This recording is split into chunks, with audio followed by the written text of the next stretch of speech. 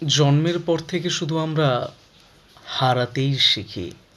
প্রথমে হারাই মায়ের কোল, তারপর হারাই খেলনা, তারপর স্কুল জীবনের বন্ধু, শৈশবের হাসি।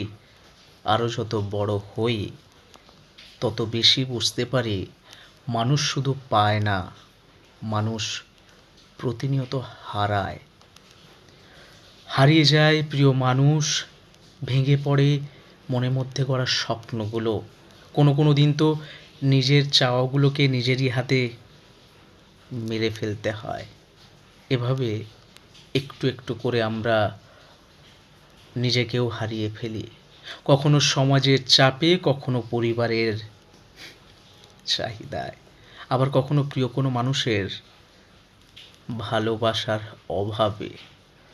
আমাদের এই জীবনটা অনেকটা ট্রেনের মতো, সব স্টেশনে কেউ না কেউ নেমে যায়, আর আমরাও শিখে ফেলি হারিয়ে ফেলার মধ্যেই বেঁচে থাকা খুঁজে নিতে।